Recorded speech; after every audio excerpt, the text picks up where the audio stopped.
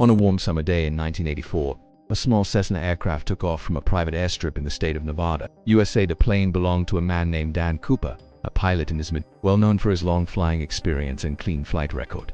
He was flying alone, no passengers, just Dan in the sky. He had filed a simple flight plan, Nevada to a small airfield in Arizona, a route expected to take no more than 2 hours. The weather was clear, winds were calm, fuel was more than sufficient, with an added safety margin. But nearly 1 hour and 50 minutes into the flight, Don radioed air traffic control. His voice was brief, slightly shaken.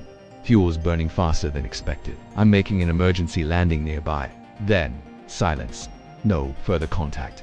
His signal disappeared. Within minutes, he was off radar. Air authorities launched immediate tracking efforts. The last known position placed him above a remote desert zone in Arizona. Search teams were dispatched by air and land that very day, but there was no sign of him. No wreckage, no fire, no distress signal. The search widened, still nothing. 3 weeks later, a cattle rancher in the region told a nearby farmer about a strange glint he'd seen deep in a rocky canyon. It looked like metal. Search crews were sent to investigate. And then they found Don Cooper's Cessna, almost intact. No signs of explosion or crash, just a hard but controlled landing on a flat patch of rock. The damage was minimal, mostly to the rear end, but the cockpit was empty. No Dan, no blood.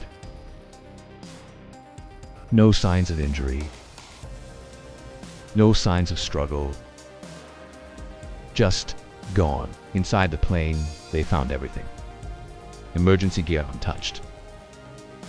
Parachute still folded. Survival supplies sealed.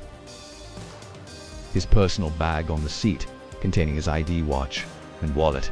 Everything was there, except Dan. Search teams swept the area. Helicopters scanned every nearby ravine. Tracking dogs sniffed miles of desert brush. Nothing. Dan's watch had stopped at 6:14 p.m. the time he sent the final radio message. But the aircraft's onboard systems showed the emergency landing occurred closer to 7. So what happened in that missing 45 minutes? Was he still alive after the landing? Why did he leave the plane? Most pilots in his situation would have stayed inside and waited for a rescue. The weather wasn't extreme. He wasn't injured, and the plane was visible from the sky, but Dan walked away or was taken.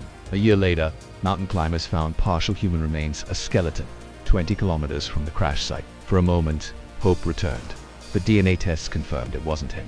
The mystery deepened. A few aviation experts suggested psychological shock. Maybe Dan panicked and wandered into the desert, but that didn't explain why he didn't use the functioning distress beacon, nor why all his survival gear was left behind. Then the theories began. That he was running from something. That he faked his own disappearance. Or that he witnessed something out there. Something he wasn't supposed to see. Some local myths say that region of Arizona contains strange magnetic anomalies. Others claim there have been other disappearances. Unexplained lights, vanishing hikers, odd echoes on radio waves. But no one can prove anything. Don Cooper vanished in a way that defies logic. No trace, no explanation. Only a perfectly intact aircraft, parked in the middle of nowhere, as if it knows something we don't. To this day, the mystery of the pilot who landed safely, then disappeared, remains unsolved, and the desert still keeps his secret.